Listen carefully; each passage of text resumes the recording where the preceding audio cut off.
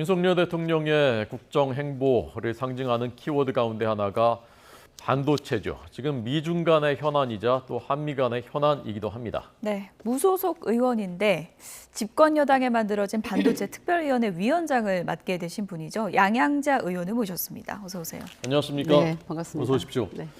양 의원님은 정치권 입문하실 때부터 당시 문재인 대표의 1호 영입 인사다. 삼성전자 보조 임원 출신이시고 또 광주라는 상징성도 있고 주목을 많이 받으셨던 분인데 지금 이제 집권 여당에서 만든 반도체 특위에 영입되셨단 말입니다. 네. 어떤 심정이셨는지 어떻게 결정하셨는지부터 좀 듣고 싶습니다. 이제 국민들께서도 너무나 잘 알고 계신 이 반도체의 중요성에 대해서 더 이상 제가 강조드릴 일은 없는 것 같고요. 반도체야말로 세계 질서를 정하는 중요한 이제 산업인데 이 반도체만큼은 정파를 넘어서 또 진보 보수를 초월해서 국가 발전을 위해서 누군가는 해야 되는 일이다라는 생각을 했고 그것이 국민의힘이든 민주당이든 심지어 정의당이나 다른 당에서도 만약에 요청이 들어왔다면 저는 했을 것입니다. 그래서 이 결정에 대해서는 국가 차원의 중요한 일이다라는 그 판단에서 했던 것이고요. 지금 생각하면 참 잘했다라는 생각이 듭니다. 예, 지금 특위가 가동된 지 얼마나 된 거죠? 6월 28일 날 첫 회의를 시작으로 해서 이제 2달 되어 갑니다. 예. 근데 시즌 1이 이제 법안 발의로 마무리를 했고 이제 시즌 2가 이 법안의 심사와 통과를 목표로 하고 있고 또 이제 법안과 예산 아니겠습니까? 그러니까 한정된 재원을 국가 발전을 위해서 어떤 식으로 사용을 해야 될지 그 부분을 이제 시즌 2에서 논의를 해야 되는데 지금 아시다시피 상당히 혼란스러운 상황이 있어서 혼란스러운 상황이죠. 저는 국가 간의 이 기술 패권 전쟁이 일어나고 이 중차대한 시기에 이런 정당의 혼란스러움이 상당히 좀 가슴 아프고 절박한 심정입니다. 들어가셔서 좀 해결을 하실 생각은 없으십니까? 그 당에 들어가셔서? 지금 제가 들어간다고 해서 어떤 도움이 될까를 좀 생각을 해봐야 될 것 같습니다만 저는 오히려 반도체 이 산업 경쟁력 강화를 위해서 더 중요한 일들을 또 기획을 하고 해결할 난제들을 생각하는 게 저의 업무인 것 같습니다. 네. 들어가신다는 가능성은 아예 닫으신 건 아닌 건가요? 이 모든 일들이 다 국가 차원에서 저는 보려고 생각을 합니다. 그래서 감사하게도 국민의힘의 요청도 있고 하지만 지금은 반도체가 훨씬 더 저의 입당이나 복당보다 1000배, 1000배 중요하기 때문에 우선은 그 일에 집중하는 것이 저의 소명이라고 생각합니다. 시청자 여러분이 이렇게 방송 보시면 지금 여의도 정치인이 나왔는데 왜 반도체 얘기부터 하나 이렇게 이제 궁금해하실 것 같은데 반도체 공부하신 지가 거의 30년이라고 들었거든요. 제가 고등학교를 졸업하기도 전에 삼성 반도체 통신 주식회사 당시에 그 회사를 들어가서 30년 2개월을 하고 나왔으니까요. 공부와 일을 병행하고 나왔다고 보시면 됩니다. 그럼에도 불구하고 반도체의 기술의 영역은 워낙 넓기 때문에 제가 아는 분야는 극히 일부라고 보시면 됩니다. 네. 그래서 이제 법안을 일단 발의를 하셨고 반도체가 지금 잘 나가고 있는 것 같은데 우리나라가 어떤 부분이 지금 문제고 어떤 법안을 왜 발의하신 것인지 그거 좀 말씀해 주십시오. 작년에 이제 민주당이 여당이었을 때 반도체 특별법을 발의를 했습니다. 그런데 우선 지금 발의된 8월 4일 날 발의된 이 반도체 패키지법 K-칩스법이라고 제가 말씀을 드리는데요. 그 법안을 발의하게 된 계기는 아시다시피 국가 첨단 전략 산업법과 또 조세 특례 제한법이 이제 두 법안으로 이루어져 있는데 용인 그 반도체 클러스터를 구축을 할 때 초기부터 이게 구성 단계부터 정부가 기획이라든지 이제 향후에 문제가 없도록 다 이렇게 정리하고 갔어야 되는데 지금 보시면 이제 여주의 용수 문제라든지 그런 문제들이 뒤에 이제 나오면 클러스터 조성에 상당한 시간이 필요하게 되고 또 에너지도 들어가고 예산도 더 많이 필요하기 때문에 그만큼 경쟁력을 상실한다고 보시면 됩니다. 또한 이제 평택 캠퍼스도 마찬가지죠. 삼성전자의 경우도 송전탑 하나를 세우지 못해서 그러니까 지역의 반대가 이제 있으면 그 일을 진행하기가 어렵기 때문에 그런 모든 문제의 가능성들을 조성 단계부터 마무리 짓고 가자라는 그런 내용들이 디테일하게 좀 담겨 있습니다. 그래서 이 법안이 빨리 통과가 돼야 예. 이 반도체 경쟁력 강화를 위한 그 클러스터 조성에도 문제가 없을 것이고 또 하나가 이제 이 외국 사례, 그러니까 글로벌 경쟁 국가들의 경쟁 기업들을 보면 네. 투자 시에 세액 공제의 부분이 저희가 상상할 수 없을 만큼 해주고 있습니다. 미국이나 대만이나 중국, 뭐 일본, 유럽 마찬가지로 저희보다는 훨씬 오더가 다르게 해주고 있는데 네. 이제 우리 반도체 산업의 경쟁력을 위해서는 적어도 투자 시에 세액 공제를 이 대기업은 20%, 중견기업은 25%, 그리고 중소기업은 30% 정도 하고 추가 투자 시에 5%를 더 해주면 미국과 이제 같아집니다. 그래서 만약에 이 법안이 작년 이전에 이렇게 발의가 됐더라면 아마 260조 투자한다는 삼성이 국내에다가 투자를 하지 않았을까 이런 아쉬움도 좀 있습니다. 네. 예. 지금 법안 추진이 빨리 돼야 된다고 네. 얘기를 하셨는데 이게 어떻게 보면 이제 국회 본회의로 가면 여야 합의가 있어야 가능한 거잖아요. 지금 어느 정도 좀 진전이 된 겁니까? 우선 8월 4일에 법안 발의가 돼 있는 상황이고, 근데 이제 국가첨단전략산업법은 산자위에서 논의를 해야 되고, 그리고 조세특례제한법은 기재위에서 논의를 해야 됩니다. 저는 이제 그 전에 민생 특위처럼 국회 차원의 특위를 빨리 만들어서 여야가 신속하게 이 법안을 논의를 부탁드린다 말씀을 드렸는데 예. 아직까지 그 부분은 진행이 좀 더디게 되고 있는 것 같고요. 네네. 다만 이제 7월 15일까지 발의된 법안을 상정한다라고 돼 있어서 그 7월 15일 이후에 8월 4일 날 발의됐지만 그래도 이것은 정말 국가적으로 중요한 법안이기 때문에 네. 이번 회기에 심사를 해서 통과시켜 주십사 하고 간곡하게 개별 의원님들한테도 부탁을 드리고 있습니다. 네. 민주당이 친정이니까 그쪽 의원들한테 좀 잘 얘기를 하셔야 되겠네요. 근데 아시다시피 각 지자체, 그러니까 17개 광역 단체뿐만 아니라 각 지자체에서 반도체 클러스터를 만들겠다고 이 공약을 내신 분들이 대부분의 의원님들 또는 그 지자체 장님들이기 때문에 이 법안의 통과를 누구보다도 아마 기다리고 계실 것입니다. 그래서 이 법안은 여야 불문하고 다 원하는 통과를 원하고 계시기 때문에 네. 크게 문제는 없으리라고 봅니다. 네. 네. 윤석열 대통령이 얼마 전에 국무위원들한테 뭐 과외 선생님이라도 붙여서 다 공부해라 이렇게 이제 얘기할 정도로 반도체를 이제 강조를 했고 또 예산안에도 좀 이제 반영이 되는 것 같고요. 어쨌든 국정 과제 중에 주요 과제로 지금 주목하지 않았습니까? 네. 방향이 좀 잘 가고 있다고 보세요? 저는 제가 정치권에 이제 들어온 지 7년인데 예. 7년 동안 누구보다도 절박하게 줄기차게 일관되게 이 반도체 중요성을 얘기하는데 윤석열 대통령이 되시고 나서 바로 일성이 반도체를 말씀하셔서 그 자체로도 정부가 함께 움직이고 또 여야정 산하기 이렇게까지 이 중요성에 대해서 함께 힘을 모아주는 예는 없었다고 생각을 합니다. 그래서 잘 가고 있다고 생각을 하고 다만 이 위기의 어떤 농도가 어느 정도인지를 더 파악을 하셨으면 좋겠다라는 심정으로 예. 제가 이렇게 YTN에도 나와서 소상히 설명드리는 예. 이런 일을 열심히 하고 있습니다. 네. 직접 만나서 좀 반도체 얘기해 보신 적은 없습니까? 대통령하고? 직접 뵙고 말씀을 나눈 적은 없고요. 네. 그러니까 중요하게 생각하고 계신다라는 얘기는 계속 듣고 있습니다. 네. 네.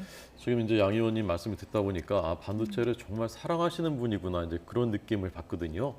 이 우리나라 지금 반도체 산업이 어느 정도 지금 수준인지 그리고 반도체가 왜 그렇게 중요한 것인지 막연하게는 알지만 그걸 좀 더 쉽게 좀 설명을 해주시면 좋을 것 같습니다. 조금 시간이 필요할 수도 있는데 제가 빨리 설명을 하겠습니다. 네, 이 정보혁명이라고 하는 우리 산업사회의 패러다임 시프트의 어떤 기간이 15년마다 새로운 신산업이 나오는 그런 구조였습니다. 그게 이제 77년도에 처음으로 PC가 등장하면서 정보혁명이 열렸고요. 그로부터 15년 후가 92년입니다. 92년도에 디지털 혁명이 일어납니다. 그 디지털 혁명의 시대를 연 것이 바로 반도체입니다. 반도체의 집적도와 이 처리 능력, 연산의 능력 이런 것들이 성능이 훨씬 이렇게 10년, 그러니까 15년 만에 1000배가 늘어났기 때문에 그런 세상을 열었고, 그로부터 15년이 이제 2007년 아니겠습니까? 네네. 그 2007년에 모바일 혁명이 일어납니다. 모바일 혁명은 그야말로 스마트폰 시대가 열리면서 이 모든 기술이 융합되고 이 컨버전스 됐다고 하죠. 그러면서 물리적 경계 한계를 이제 무너뜨린 그런 상황이 됐었고, 그로부터 15년이 지금인데, 지금 이제 4차 산업혁명이라고 하는 우리가 흔히 말하는 인공지능, AI, 빅데이터의 데이터, 그리고 5G, 6G, 모빌리티 안에는 뭐 자율주행, 그리고 뭐 드론이라든지 그런 모빌리티, 또 커머스, 뱅킹, 에너지, 바이오, 배터리, 이 모든 산업의 키 기술이 반도체입니다. 전 세계가 전쟁을 할 수밖에 없는 상황이고요. 그런데 그런 이제 중요성에 있어서 메모리 반도체가 우리가 30년 동안 이제 대한민국이 전 세계 글로벌 시장에서 1등을 해오고 있지만 사실상 그것도 전체적인 전체적인 상황으로 보면 경쟁력을 잃어가고 있는 상황이고요. 그런데 아까 말씀드렸던 그런 4차 산업혁명이라고 하는 산업에 필요한 반도체가 비메모리 반도체 영역이 7이라면 메모리는 3이라고 보시면 됩니다. 그런데 우리의 비메모리의 경쟁력은 아직까지 정말 미미한 상황이기 때문에 메모리 반도체의 수레바퀴 하나, 비메모리 반도체의 수레바퀴 하나를 제대로 구축을 해서 두 수레바퀴가 이게 만약에 우리가 구축이 된다면 대한민국은 기술 패권 국가로서 누구도 흔들지 못하는 나라의 반열에 설 것이기 때문에, 그런데 그것을 가능하게 하는 것은 결국은 사람이거든요. 인재거든요. 근데 인재 육성에 대해서 너무나 제가 생각하기로는 4반세기 동안 어려움을 겪었다고 생각을 합니다. 네. 네, 알겠습니다. 저희가 뭐 특별히 반도체 강의를 좀 시간 내서 듣고 싶은데 방송 시간이 좀 네네. 한정돼 있어가지고 정치권 얘기도 좀 나눠봐야 될 것 같습니다. 조금 네. 전에 권성동 원내대표 국민의힘 상황을 좀 저희가 생방송으로 전해드렸는데, 그러니까 의총에서 결의된 거에 대해서 자꾸 반대 목소리가 나오는 건 당 정비하는데 도움이 안 된다. 우리가 새 비대위로 결의하지 않았냐, 이런 얘기였거든요. 예. 이런 입장에 대해서 어떻게 보셨어요? 제가 참 정치라는 게 이 육자를 써놓고, 제가 보면 6이지만 그쪽에서 보시면 9지 않습니까? 그렇죠. 예. 이게 어떤 이야기도 사실 틀린 말은 없는데 저는 가장 중요한 것이 지금 국민들이 보는 시각이 어떠냐를 가장 우선적으로 둬야 된다고 생각을 합니다. 예.